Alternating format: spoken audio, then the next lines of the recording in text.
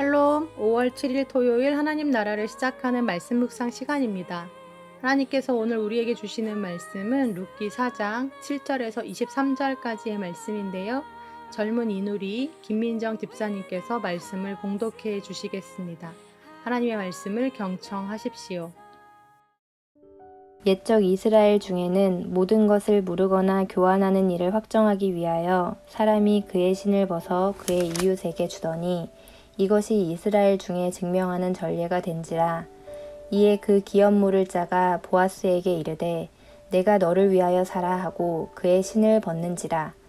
보아스가 장로들과 모든 백성에게 이르되 내가 엘리멜렉과 기럨과 말론에게 있던 모든 것을 나오미의 손에서 산 일에 너희가 오늘 증인이 되었고 또 말론의 아내 모압 여인 룻을 사서 나의 아내로 맞이하고 그 죽은 자의 기업을 그의 이름으로 세워 그의 이름이 그의 형제 중과 그곳 성문에서 끊어지지 아니하게 하매 너희가 오늘 증인이 되었느니라 하니 성문에 있는 모든 백성과 장로들이 이르되 우리가 증인이 되나니 여호와께서 내 집에 들어가는 여인으로 이스라엘의 집을 세운 라헬과 레아 두 사람과 같게 하시고 내가 에브랏에서 유력하고 베들레헴에서 유명하게 하시기를 원하며 여호와께서 이 젊은 여자로 말미암아 내게 상속자를 주사 내 집이 다말이 유다에게 낳아준 베레스의 집과 같게 하시기를 원하노라 하니라.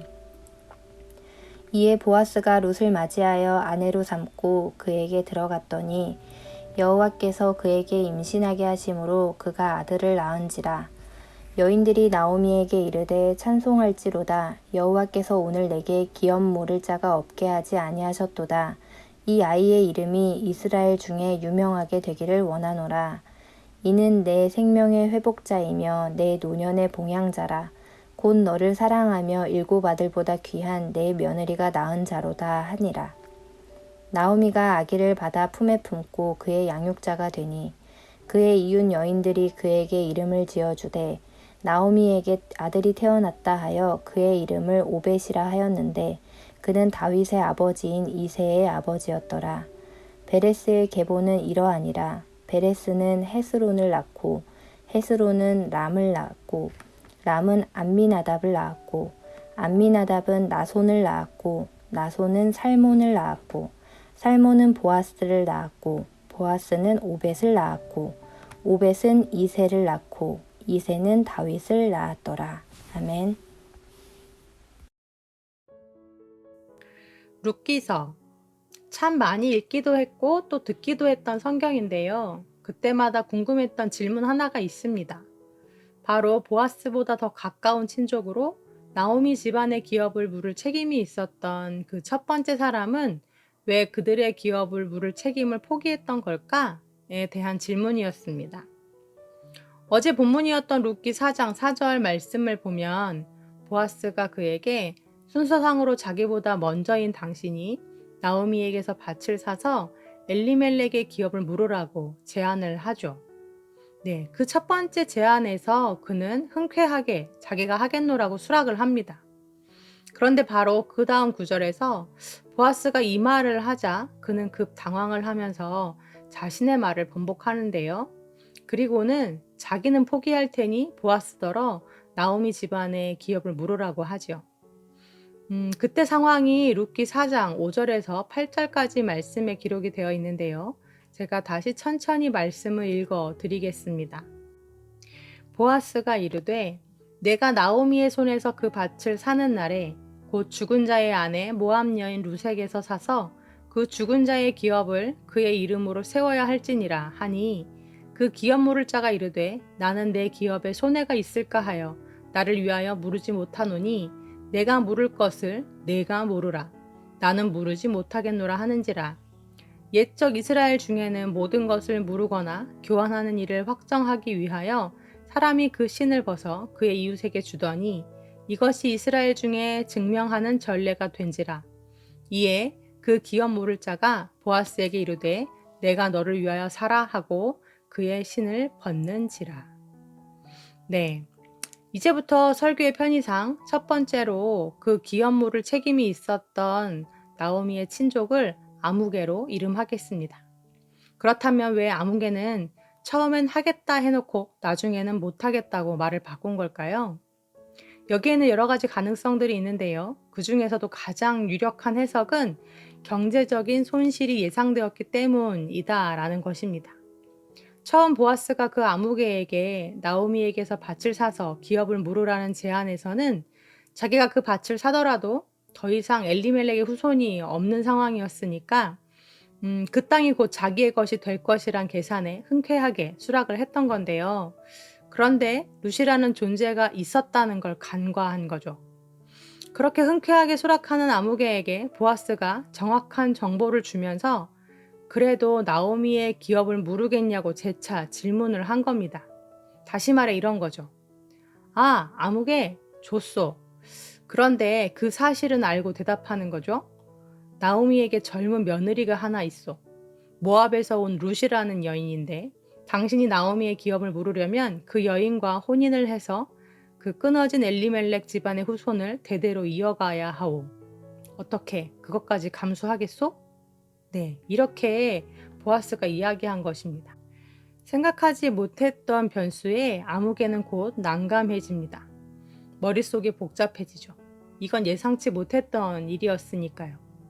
나오미에게는 더 이상 살아있는 아들이 없으니 그 밭은 결국 자기 것이 될 것이라고 생각했는데 만약 룻과 결혼해서 아들이라도 낳는 날에는 자기 돈을 주고 물러준 이 땅이 자기 것이 되는 것이 아니라 그 아들의 것이 될 것이기 때문입니다.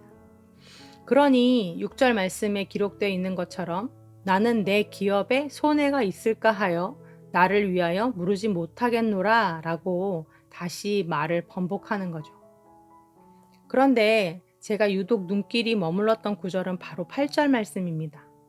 그럼 그가 다시 보아스에게 이렇게 이야기하거든요. 나는 못하겠으니 내가 너를 위하여 살아. 네, 보아스더러 너를 위하여 이 밭을 사라고 이야기하는 겁니다. 그 아무개의 계산 방식이라면 그것이 누구라 하더라도 손해보는 계산이 맞는데 어떻게 자기에게는 손해인 이 일이 보아스에게는 너를 위한 일이 될 수 있을까요? 이 말씀을 묵상하다 보니 그 아무개와 보아스는 삶의 우선순위와 가치관이 많이 달랐구나 하는 생각이 들었습니다.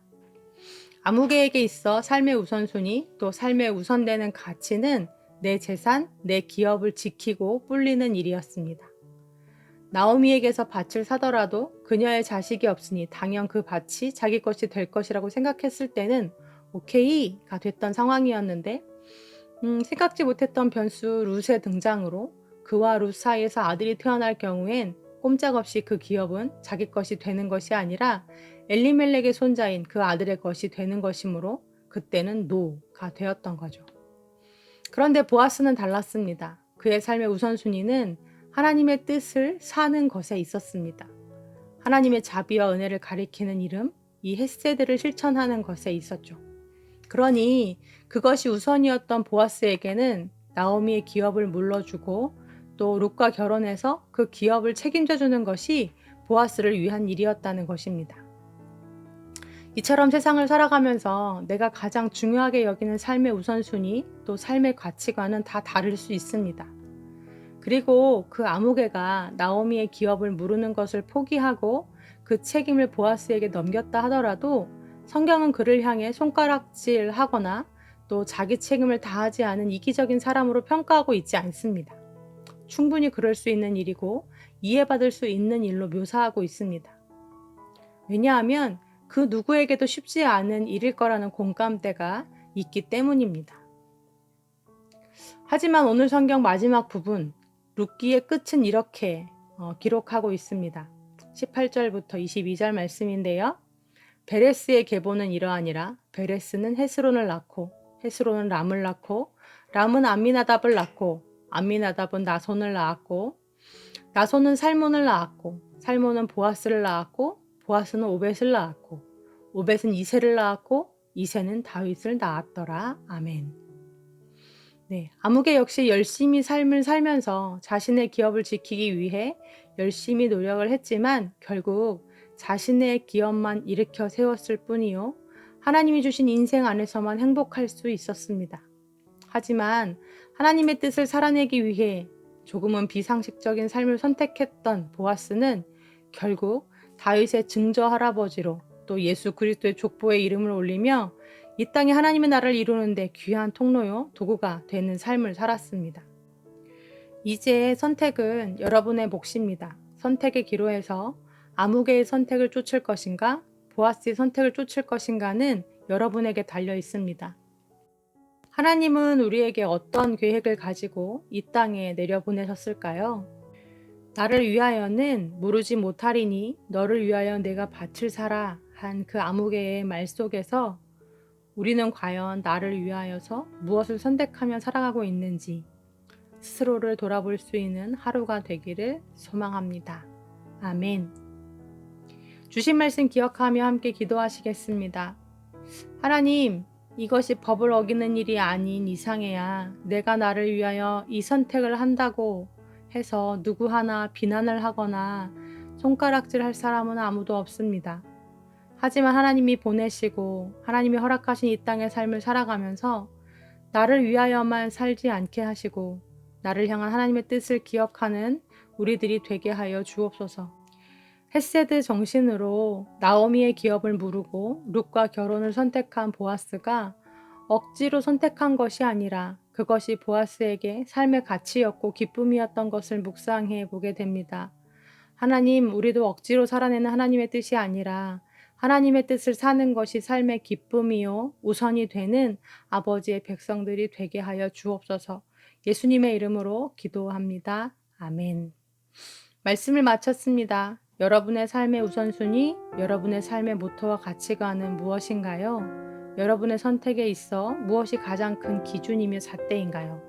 이 질문에 곰곰이 자신을 들여다보면 좋겠습니다. 그럼 더 깊은 묵상 하시겠습니다.